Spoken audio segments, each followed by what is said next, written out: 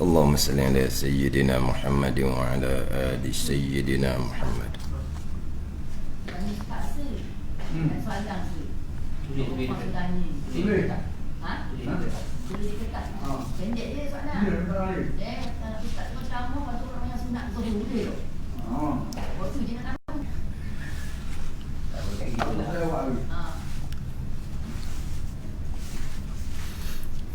أعوذ بالله من الشيطان الرجيم. بسم الله الرحمن الرحيم.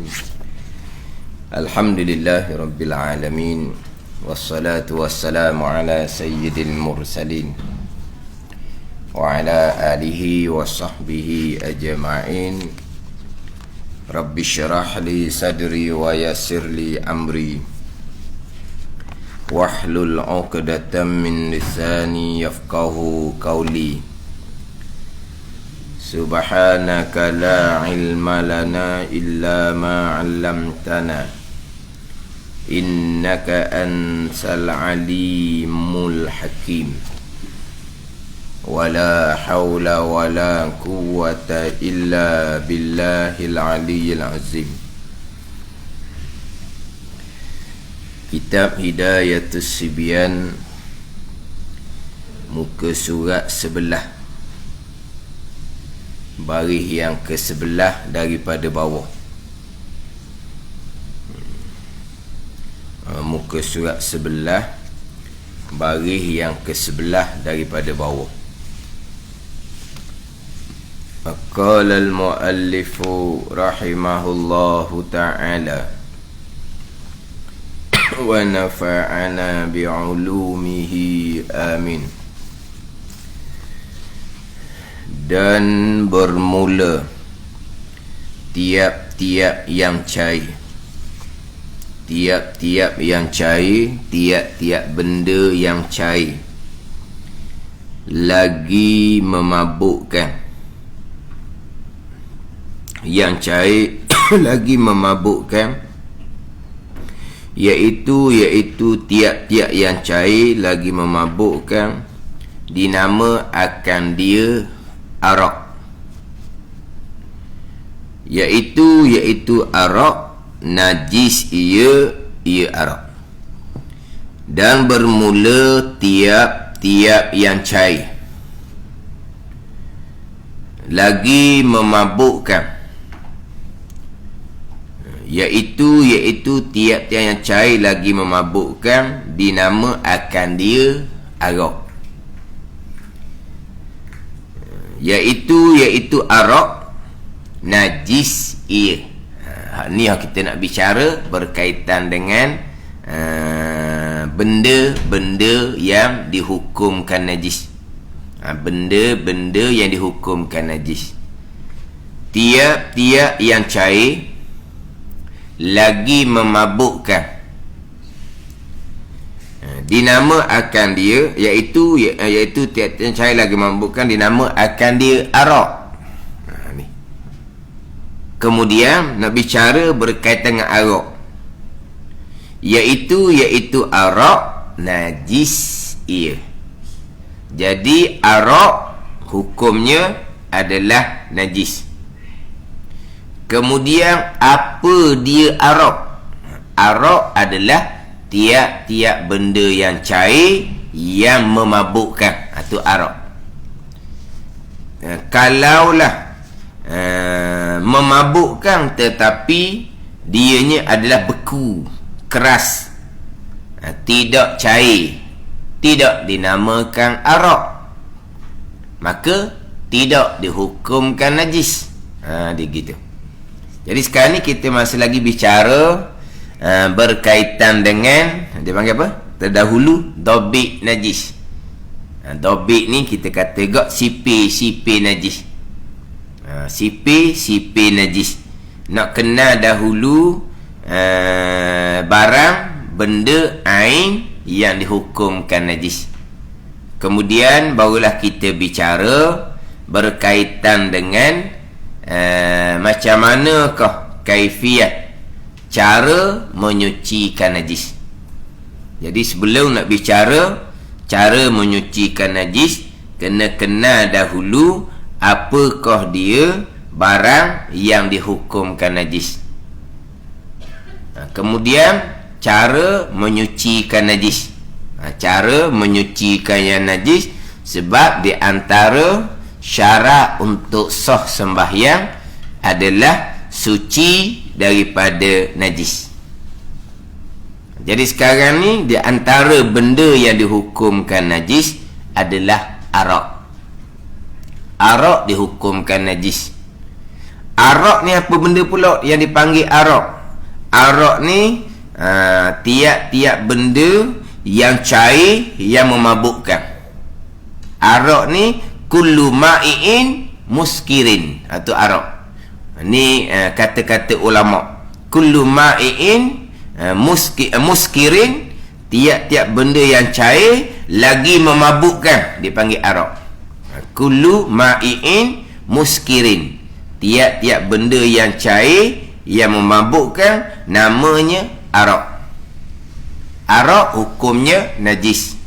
Adapun kalau benda tu benda yang serbuk contohnya, serbuk contohnya macam serbuk dadah tu lah, kan dadah tu dia dia serbuk ada, serbuk lah, serbuk dadah.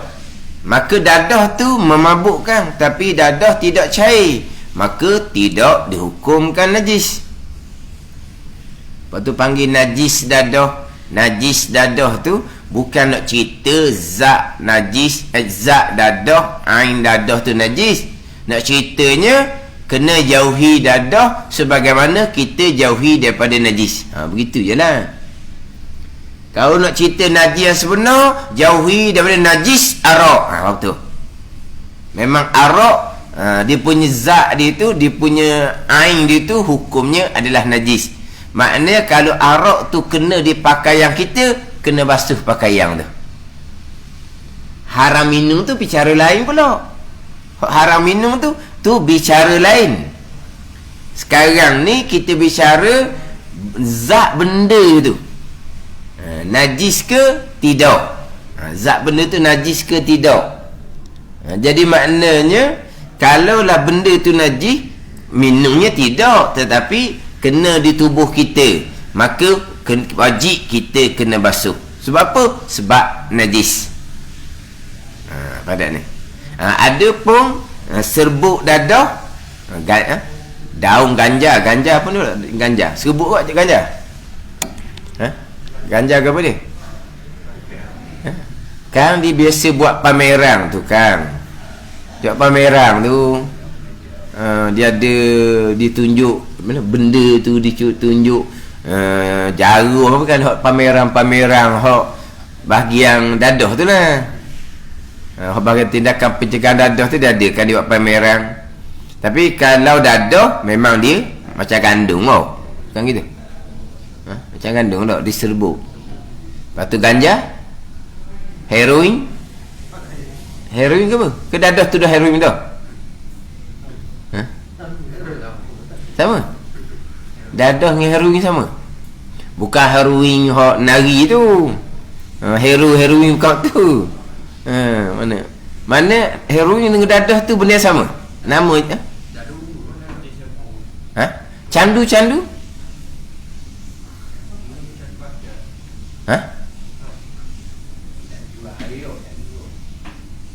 Candu air.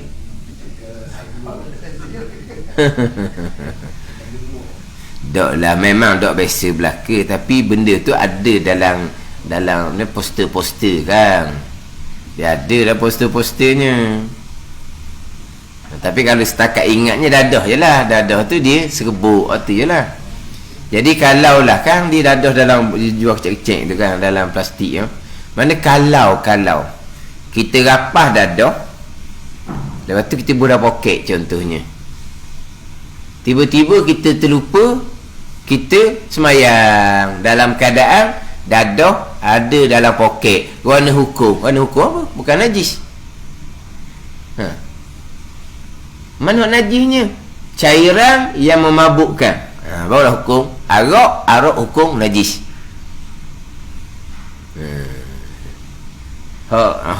Kata-kata ulama lah, kullu ma'iin muskirin najisun. Kullu ma'iin muskirin najisun. Tiap-tiap yang cair lagi memabukkan ialah najis. Dia gitu. Kullu ma'iin muskirin najisun. Tiap-tiap cairan yang memabukkan ialah najis. Sekarang ni betul, dadah memabukkan, tapi ianya bukan cair, maka tak hukum najis. Jangan salah faham pula, ni bukan cerita halal haram, bukan ni, kita bicara benda tu najis ke tidak. Jadi makna kalau macam dadah tak najis, kalau macam arak hukumnya najis. Jadi kalau dalam kitab Fathul Mu'in, ganja, hashish ganja tak najis sebab dia kata bukan cairan. Patut dalam kitab Fathul Mu'in ni pula, buah kecubung. Kenapa buah kecubung? Dan memang memabukkan? Mabuk? Mana makan buah tu?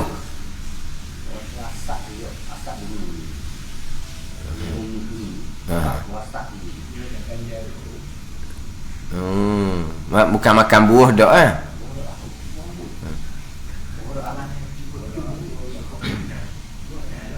tapi dalam Fathul ini sebut ada antara yang memabukkan tetapi dipanggil keras, tidak cair. Di antaranya hashish, ganja, dan al-banju, mana buah kecubung. Dia memabukkan tetapi bukan cair, tidak dihukumkan najis. Tidak dihukumkan najis. Jadi najis ni tiap-tiap cairan yang memabukkan, hukumnya adalah najis. Macam itulah, macam tuak hak tengah najis tu. Tu najis lah sebab dia memabukkan. Dia gini, kita ni dari segi bahasa Melayu kitanya, apa perahang sekalipun yang diperang kemudian memabukkan, kita panggil sebagai arak. Gitulah. Kemudian kalaulah bahasa Arab, dia ada dua peseng cairan yang memabukkan. Satu nama khamar, satu nama khamar. Dalam Al-Quran, innamal khamru wal maisiru wal ansabu wal azlamu rijsun min amalis syaitan. Khamar satu lagi dia panggil nabith. Satu khamar, satu nabith. Khamar ini adalah perahang daripada buah anggur. Nabith perahang dan selain daripada buah anggur, termasuk perahang tamar. Mana buah-buahan lah, daripada buah-buahan, dia kemudian diperang, akhirnya jadi memabukkan. Itu dipanggil nabith. Adapun khamar ialah perahang daripada inap, daripada anggur. Kan dia ada kan, kita sekolah dahulu ada ni perahang anggur Perancis. Ingat ada tu? Hak kira standard lah, hak paling mahal, bukan gitu? Bukan Perancis dahulu kita belajar sekolah. Anggur daripada Perancis. Tak ingat. Mana perahang anggur itulah hak paling mahal, hak paling standard. Jadi khamar ialah perahang anggur. Adapun nabith, perahang selain daripada anggur, termasuk perahang daripada tamar. Ataupun kalau kita kok, itulah tuak masam tu lah. Kalau kita dia banyak cara untuk jadikan yang kita proses tu jadi memabukkan. Daripada perahang buah-buahan lah, dia boleh jadi perang lama, dia akan jadi memabukkan. Jadi hak perahang daripada selain daripada anggur dipanggil nabith. Perahang daripada anggur dipanggil khamar. Tapi kalau terjemahan Melayu kita dipanggil arak belaka kedua-dua. Hak bab najis tu najis, tetap dah najisnya. Cuma ni cerita bab perkara lain lah ni. Cerita bab perkara lain. Yang mana kita maklum di antara yang diharamkan adalah minum arak. Itu kita maklum semua tu. Minum arak hukumnya adalah haram. Cuma saya nak sentuh di sini, minum arak manakah yang ijma' ulama menghukumkan haram? Nak tahu situ. Arak manakah, perahang daripada apakah yang minum akan dia tu haram ijma' ulama? Sebab kita nak cerita berkaitan dengan perkara yang haram tiba-tiba dihalalkan. Perkara yang haram tiba-tiba dihalalkan. Menghalalkan perkara yang haram di antara perkara yang membatalkan agama. Menghalalkan perkara yang haram di antara perkara yang membatalkan agama. Tapi hak ni kena cermat. Menghalalkan yang haram mana? Yang haram ijma' ulama, serta termasuk dalam perkara maklumun fid dini bid darurah, perkara yang diketahui daripada agama secara mudah-mudah. Orang tahu belaka, tak ngaji banyak pun tahu. Haram mana? Haram yang ijma' ulama. Macam mana haram ijma' ulama? Berzina haram ijma' ulama. Dan semua orang tahu berzina tu hukumnya haram. Budak-budak pun tahu, bahkan orang bukan Islam pun tahu. Dalam agama Islam diharamkan berzina. Pada ni.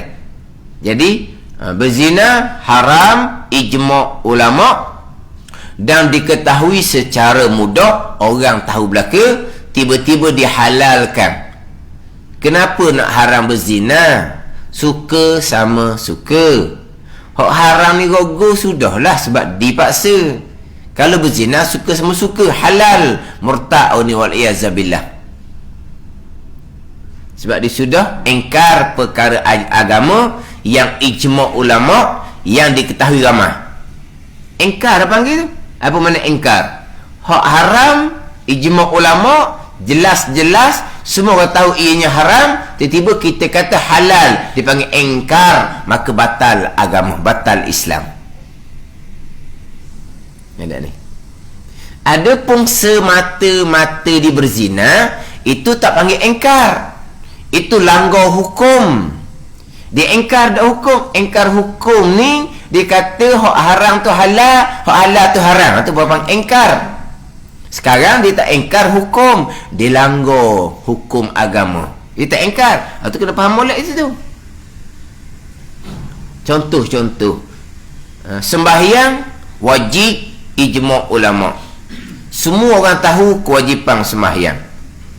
Perkara yang maklum fid din bid darurah dipanggil. Perkara yang diketahui dalam agama secara mudah-mudah. Orang tahu belaka. Tiba-tiba dia engkar dengan bahawa sembahyang tak wajib sebab dia rapat dah dengan Tuhan, maka murtad orang ni. Sebab apa? Sebab dia engkar perkara agama yang ijma' ulama yang terang-terang orang tahu belaka. Adapun dia tak sembahyang, itu bukan panggil engkar hukum agama. Hak tu orang yang tidak patuh akan hukum agama. Itu lain. Dia tak sembahyang dosa besar. Berbeza dengan engkar hukum. Sembahyang tak wajib, puasa tak wajib, ini batal agama. Sebab Islam terima akan sekian perkara agama, tu Islam terima. Bila engkar, dia panggil tak terima, batal Islam.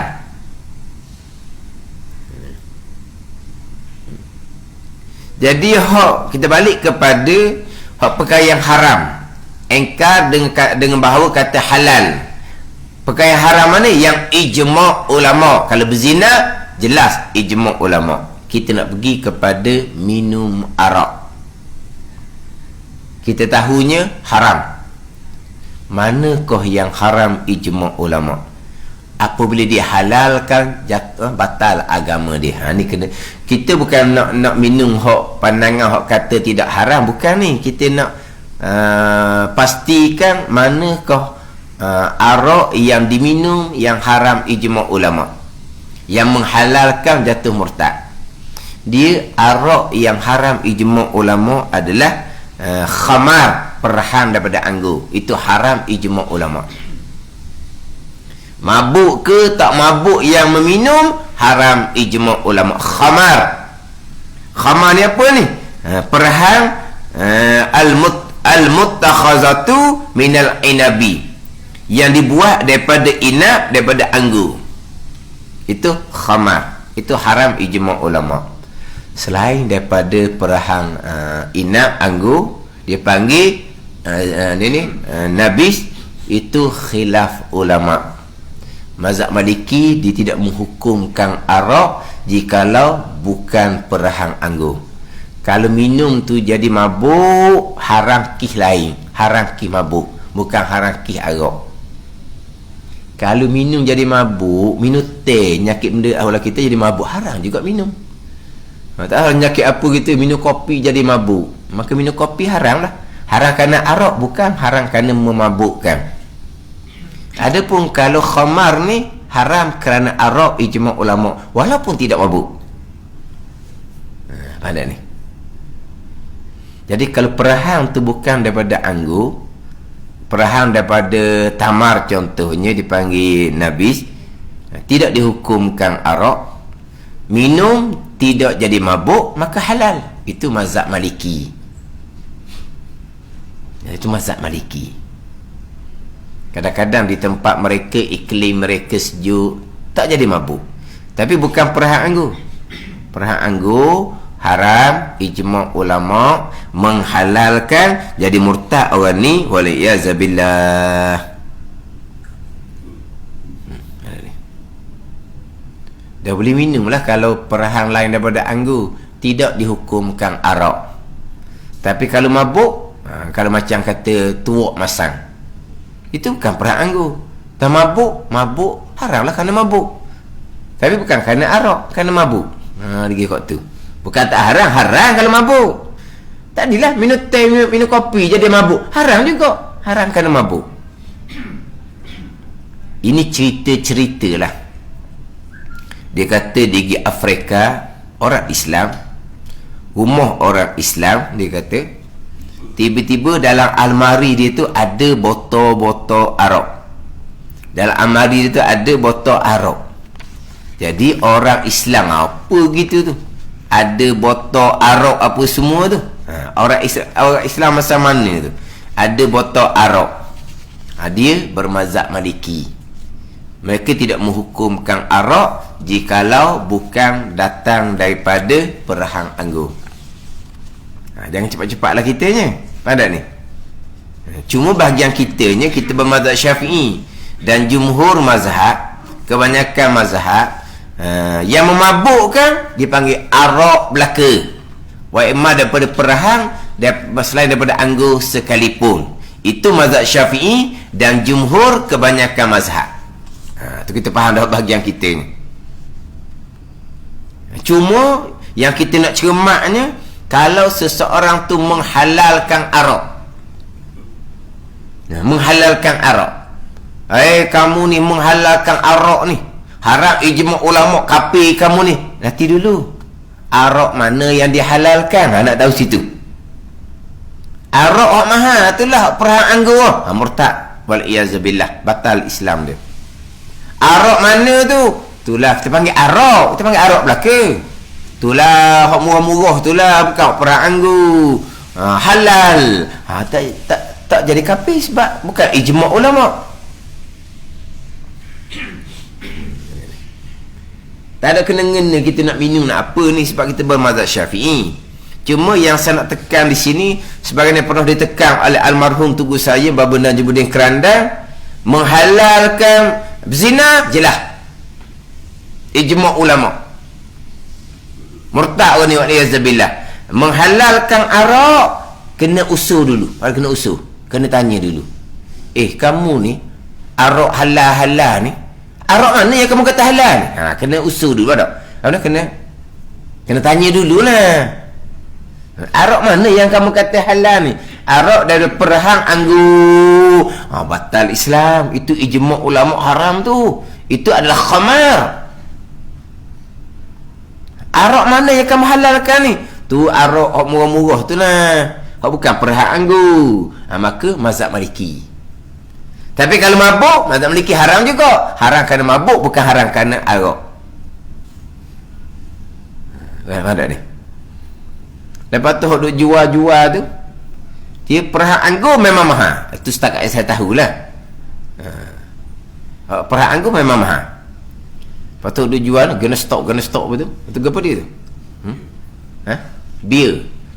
Daripada apa dia buat? Perahang anggur. Tu tak tahu. Tak tahu. Maknanya tu memang mazhab Syafi'i kita haram belaka lah tu. Apa bukan? Arak belaka tu. Tak kira perahang apa pun, arak belaka. Tapi yang kita nak saya sebut saat ni kalau menghalalkan. Kalau menghalalkan. Kalau kata menghalalkan bir, menghalalkan minum dia tu lah. Menghalalkan minum bir. Kamu ni menghalalkan arak ni. Kena pastikan bir tu jadi daripada apa. Sebab kalaulah mengkafirkan seseorang yang tidak kafir itu akan kembali kepada orang yang mengkafirkan. Tu kena cium maaf. Tu saya tunggu dia pesan. Kalau kata seseorang menghalalkan arak, kita kena usul periksa dulu arak mana. Sebab menghalalkan yang haram ijma' ulama barulah batal Islam. Kalau tidak ijma' ulama tak batal Islam. Jadi arak mana yang ijma' ulama? Arak daripada inap, daripada anggur yang dipanggil khamar, itu haram ijma' ulama. Tapi kalau bukan perahang anggur nabis, itu mazhab Maliki tidak menghukumkan arak. Kalau mabuk tu haram kerana mabuk, lain pula. Tunggu peringat gitu, takut kita pakai locong. Menghalalkan arak kafir, menghalalkan arak kafir. Arak mana? Tapi begitulah kadang-kadang orang mengaji ni dia tak faham ke ataupun macam mana. Bila Tugu sebut seumpama tu, orang pun bawa kok luar. Tugu menghalalkan arak. Allah. Ni orang kecoh kat luar. Ada seorang tuan guru balik daripada Mekah, buka pondok di Kerandang, menghalalkan arak. Marilah tukang penceramah pula. Penceramah jenis celupa-celupa tu lah. Jenis mulut-mulut laju tu. Ada seorang tuan guru di tempat ini. Kita duduk pondok dengar suara. Ada seorang tuan guru menghalalkan arak. Bila mati nanti langit tak akan terima, akan jadi hantu di pangkal-pangkal buluh, dia kata. Oh sedap dia kata. Ni tuan guru apa begini, dia menghalalkan arak ni. Mati langit tak terima, dia akan jadi hantu ngusik di pangkal-pangkal buluh. Oh kata boleh tahan. Esok kita pergi jumpa ada tengok tukang penganjur. Tukang mengaji orang ni ngelok, saya tak tahu orang ni dah maklumat dari mana, menghalalkan arak dari mana nek maklumat tu. Kamu yang cerita. Dah bukan saya lah ni ngelok ni. Mudah-mudah dia cakap seumpama tu. Hak tu gurunya peringat. Menghalalkan berzina, hak tu jelas haram ijma' ulama. Menghalalkan arak tu kata kena usul periksa dahulu. Arak mana yang dihalalkan? Sebab arak ni semua perahan, bukan kata semua perahan dihukumkan arak haram, tidak. Yang ijma'nya khamar sahaja. Nak ayat situ. Bukan nak menghalalkan min arak sebab kita bermazhab Syafi'i. Apa perahang sekalipun memabukkan haram belaka. Dipanggil arak belaka dalam mazhab Syafi'i kita ni. Cuma bila jumpa dengan orang yang menghalalkan arak, hak tu kata tanya dulu arak mana. Arak mana lagi perahang anggur itulah. Hak nama dia khamar tu batal Islam, murtad ni wal iazabillah. Kalau perahang lain jadi mazhab Maliki. Gitu. Ada ni. Itu wallahualam lah. Sebab orang cerita dia tu pergi negara di Afrika, orang Islam, tapi dalam almari dia ada botol arak. Tapi kalau orang Islam minum arak di tempat kita pun ada. Tapi dia kata orang ni orang semayang bang. Orang semayang bang takkan minum arak pula. Orang Islam tak semayang, apa tu, tak pelik lah dia minum arak. Dia kata orang semayang bang, tapi ada botol arak. Dan memang dia tak mabuk. Di suasana iklim dia tak mabuk. Tapi persoalan kita mazhab Syafi'i, namanya arak, haram minum, mabuk tahu tak cerita tu. Kita mazhab panggil arak belaka dah, walaupun tak memabukkan sekalipun, sebab dia perahang.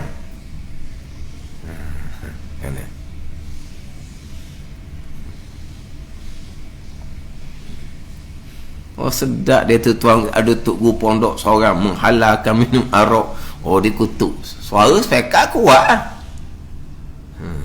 Mudah-mudah tu hanya nak peringat. Kalau menghalalkan arak, nanti dulu periksa dia arak mana tu, kena bergaluh molek tu, takut kena arak yang kamu halalkan tu hak ijma' ulama, habis lah kamu kalau kamu menghalalkan arak hak haram ijma' ulama. Dan mana haram ijma' ulama? Khamar, yang dijadikan daripada inap, daripada anggur, perahang anggur. Itu hak haram ijma' ulama. Tapi kita mazhab Syafi'i, tiap-tiap memabukkan tu arak belaka, haram minum belaka, bahkan najis. Bukan kata haram minum saja, najis. Kalau kena kok luar, kena pakaian, kena tubuh pun, kena basuh, sama telah lah masuk dalam perut. Maknanya najis. Tiap-tiap yang memabuk, tiap-tiap cairan yang memabukkan hukumnya adalah najis. Ini dipanggil dobik sipir najis. Dan bermula darah, iaitu darah najis sekaliannya. Itu sipir tu. Darah najis sekaliannya, sekalian darah. Melainkan ada dia punya istisna dia, pengecualian dia. Melainkan hati. Hati tu darah lah juga. Hati hitam tu darah. Kalau tumbuk dia akan jadi darah kembali tu. Ditumbuk kan darah lah. Memang hati tu asalnya darah. Atau dikecualikan, atau tidak najis, bahkan kita boleh makan, kita maklum waktu tu. Cuma yang timbul khilafnya, kalau hati tu tumbuk, hati tu dia tak najis, tapi hati tu dia tumbuk, jadi darah kembali.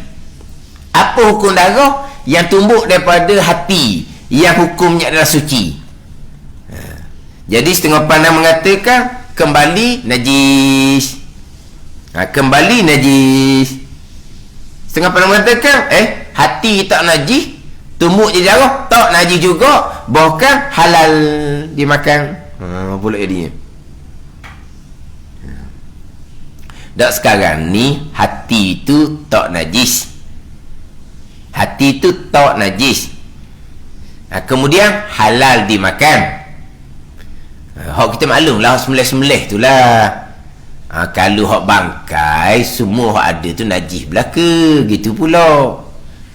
Sekarang ni hati tu kita bicara sini najis ataupun tidak najis, serta halal dimakan.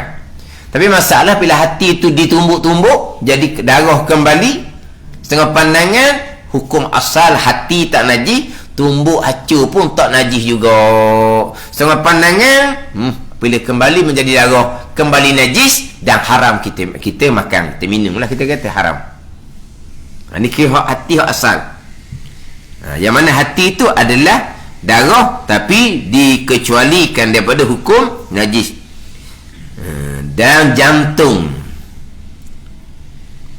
dan alaqah. Hati hak mana? Jantung hak mana? Di satu hati, satu limpa. Limpa hak mana? Dia dalam kitab yang dikecualikan daripada najis, mana tidak najis, satunya al-kabidu, Satunya wattihalu al-kabidu, hati. Attihalu limpa. Jadi kita ni guna ni. Hati, lepas tu jantung. Hati lain kita, jantung lain. Limpa mana? Ha? Dekat dengan hati. Lepas tu kalau jantung? Dan sekarang ni kalau limpa tu memang dia daripada darah. Dia daripada darah. Lepas tu jantung? Dah, kita nak bicara hak darah ni. Kita nak bicara hak asal daripada darah. Sumsum, tulang sumsum. Itu yang asal daripada darah. Sekarang tihal limpa tu asal daripada darah. Al-kabidu, hati, asal daripada darah. Mana darah lah. Tapi dikecualikan dengan bahawa tidak najis. Dan alaqah. Alaqah ni hak nak jadikan nak jadi budak tu lah, daripada air mani jadi alaqah, jadi mudrah tu kan. Mudrah tu jadi daging dah. Alaqah ni darah beku tu. Itu pun tidak dihukumkan najis. Tidak dihukumkan najis. Dia asalnya daripada air mani. Air mani tak najis, alaqah pun tak najis walaupun dia jadi darah. Dan misk ni kasturi. Kasturi ni dia ambil daripada pusat anak kijang yang asalnya darah. Ni hak pewangi kasturi.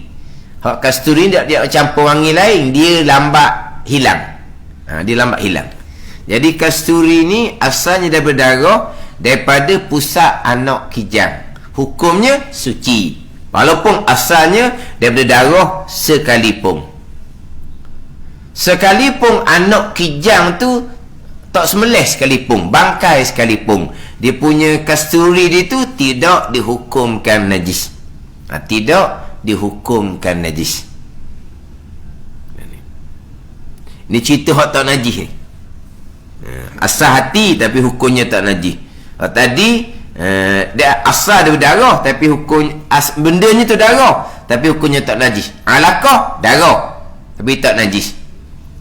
Adapun mudrah dia tak najis juga, tapi tak cerita sini sebab mudrah tu sudah menjadi daging.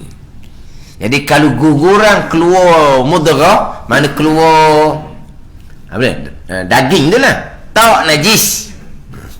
Tak najis sebab apa? Itu adalah daripada air mani jadi alaqah, jadi darah beku, jadi mudrah, jadi anak. Itu tak najis belaka tu. Ni tak najis ni bukan suruh makan. Tak boleh makan tu. Tapi hukumnya tak najis. Dan di antara darah yang tak najis juga, di antara darah yang tak najisnya adalah darah yang ada dalam telur. Darah yang ada dalam telur. Telur hok ibu ayam ram tu kan dia ada darah kan dulu-dulu kan. Orang sekarang ni anak mana telur ibu ayam sempat mengerang, hok ni telur keluar luah lalu dah. Hok dulu yang begitu kan. Jadi telur ayam ni dalam rebang dia lah, lambat sedar dia ram dah. Lepas kita ambil, kita rebus, kita goreng pun semua. Ni hak telur sekarang ni ibu dia budak dah setuh telur tu. Keluar ni turun lalu dah. Bila ibu ayam ram telur mengeram tu, nak mengeram dah. Ram lah panggil dah. Hak panggil gila mengeram tu lah. Orang pun ada gila mengeram dia kata wah. Ayam pun jangan. Kita ambil telur dia buat lari, dia mengeram lagi tu. Telur tak ada dah, dia mengeram. Kalau kita buat apa pun tak apa, dia mengeram. Berbatu apa tak ada benda. Tu bagi orang sekarang ni panggil gila mengeram.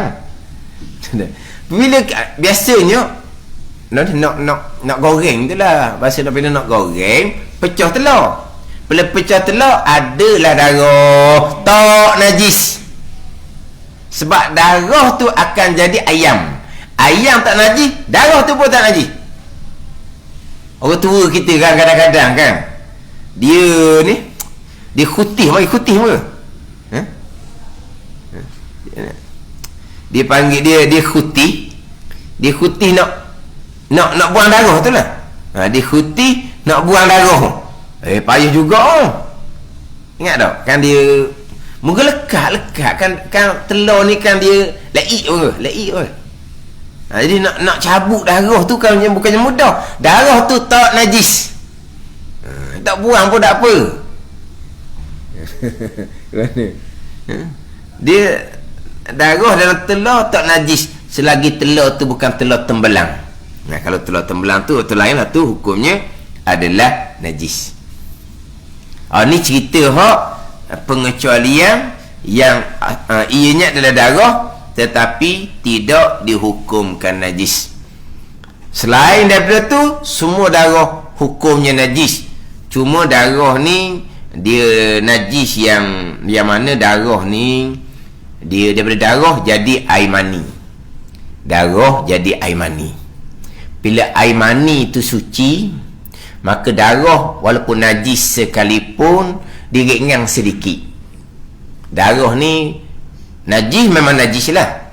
Terkadang dimaafkan pada sembahyang. Itu bicara lain dimaafkan pada sembahyang. Kenapa darah yang najis dimaafkan pada sembahyang?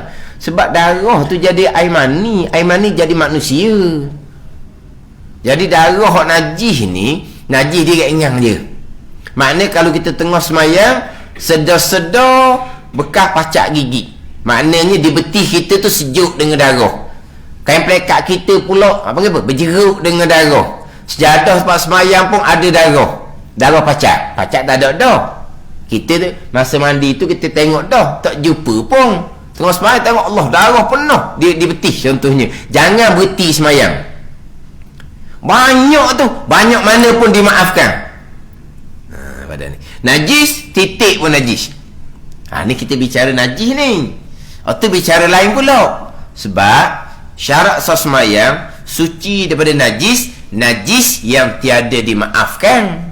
Maknanya kalau najis tapi dimaafkan, semayang kita sah. Tapi sekarang ni kita hanya bicara mana benda yang hukumnya najis, situ saja. Mana benda yang hukumnya najis. Kemudian berkaitan dengan semayang, dia ada bicara lain pula. Sebab syarat sah semayang suci daripada najis yang tiada dimaafkan pada sembahyang. Adapun darah di antara najis yang dimaafkan pada sembahyang walaupun banyak mana sekalipun. Dan dia punya adik-beradik dia lah, sepupu sepapang dia. Darah. Adik-beradik darah ni apa ni? Nano, dano, air kumang, ni. Air luka ni semua ni. Ini adik-beradik darah belaka ni. Sama hukum dengan darah. Najis tetapi dimaafkan pada sembahyang. Tengah-tengah sembahyang tiba-tiba bisu kita pecah. Tengah sembahyang. Bisu apa benda tak ada dalam? Bukan darah, dano macam mana ada dalam tu? Macam mana? Najis ke tak? Bab najis tak sudah tanyalah, memang hukumnya najis. Tetapi hak kita sendiri, hak tu sendiri dimaafkan walaupun banyak mana sekalipun. Tu bab lain. Sebab apa dia bicara? Darah ni daripada darah jadi air mani, jadi manusia. Manusia dimuliakan oleh Allah. Air mani hukum suci. Air mani datang dari darah. Darah walaupun najis, dia agak ringan sedikit. Hak berkaitan dengan sembahyang. Najis memang hukumnya adalah najis. Semua darah hukumnya adalah najis, melainkan dia ada pengecualiannya. Hati, jantung ni limpalah, alaqah dan juga mis, kasturi, itu darah yang dikecualikan dengan bahawa tidak najis. Selesai kita bicara tajuk kita bab ni jenis-jenis najis. Banyak lagi depan tu. Kemudian tadi ada orang tanya, nak semayang qabliyah zuhur, orang tengah kuliah. Nak semayang qabliyah zuhur, orang tengah kuliah, boleh ke tak boleh? Kalau nak tanya semayang zuhur tengah kuliah, boleh tak ke? Orang tengah nyanyi pun boleh tak nak semayang? Tengah pasang audio pun boleh nak semayang. Tengah pasang TV pun boleh nak semayang. Tapi macam mana kita nak semayang tu pula dalam keadaan bising? kita boleh tumpu pada semayang ke tidak? Satu. Kemudian pula kita nak tinggal tu hak belajar tu fardu ain. Kita tak mau fokus hak belajar fardu ain, kita nak pergi pada semayang sunat. Takkan kita nak tinggal wajib untuk semayang sunat. Lepas tu qabliyah kita macam mana? Sebab macam kita sekarang ni terus kepada semayang fardu zuhur. Ba'diyah zuhur bolehlah buat. Dah qabliyah zuhur, kenapa tak boleh buatnya? Buatlah selepas semayang fardu zuhur. Dia qabliyah zuhur, semayang sunat sebelum zuhur, kapit sebelum zuhur tu, sunat semayang sebelum zuhur jikalau ada masa. Tak ada masa, sunat buat selepas zuhur. Waktu dia lagi, tak ada qada-qadanya. Waktu dia lagi. Bila habis qabliyah zuhur dengan masuk waktu asar, barulah habis qabliyah zuhur. Masa asar habis qabliyah zuhur, tapi tadi sebelum zuhur tak sempat nak semayang, qada lah, sunat qada. Tapi kalau buat selepas zuhur tak panggil qada. Makna kalau kita nak semayang qabliyah zuhur tak ada apa-apa. Semayang selepas dari semayang fardu zuhur, kita semayang qabliyah dan kita semayang ba'diyah. Dia gitu. Kalau tanya boleh ke tak, sah ke tak, memang sah je. Sah je nak semayang. Tadilah kalau semayang sambil-sambil buka dia, sah je. Sambil-sambil buka TV, sah je. Ke tak sah? Lepas tu semayang duk khoyak kot lain. Ada ni. Tapi mana kitanya belajar kewajipan. Semayang tu sunat, kita utamakan kewajipan. Tambahan pula sunat qabliyah ni, dia bukan semestinya buat sebelum zuhur. Cuma kalau kita ada ruang, sunat buat sebelum zuhur. Kalau tak ada ruang, sunat buat selepas zuhur. Tersiapa di masjid, tengok kepada minit iqamah tu, dah nak semayang qabliyah. Minit ni ada minit dia kan. Maka disunatkan qabliyah tu kita buat selepas. Kalau kita semayang, akhirnya kita akan ketinggalan takbiratul ihram bersama dengan imam. Kalau kita semayang satu rakaat orang iqamah. Sebab apa? Time dia sudah sampai. Maka kalau kita seumpama tu, maka qabliyah kita tu disunatkan buat selepas daripada semayang fardu zuhur. Mana-mana qabliyah sama je. Mana-mana qabliyah sama je. Kita kadang-kadang masjid kita tak sempat nak semayang qabliyah. Sebab dia qabliyah isyak. Qabliyah isyak tak sempat. Dia kuliah maghrib, kemudian di semayang fardu isyak, kita tak sempat nak semayang qabliyah isyak. Semayang selepas isyak, semayang qabliyah dan semayang ba'diyah. Dia gitu. Kan biasa kan kalau kuliah, takkanlah orang masa kuliah maghrib kita pun nak mangu semayang qabliyah isyak. Kuliah maghrib belum habis. Ada ni. Macam mana? Qabliyah maghrib kita buat selepas qabliyah isyak kita buat selepas semayang fardu isyak. Mana kita kena tahu manakah yang kita nak utamakan, tambah perkara sunat yang dia punya masa di luar. Qabliyah masuk waktu dengan masuk waktu semayang. Habis waktu bukan dengan semayang fardu, dengan habis waktu sembahyang. Mana ni? Bila habis waktu qabliyah zuhur, masuk asar. Bila ke habis waktu qabliyah isyak, masuk subuh. Habis waktu qabliyah isyak.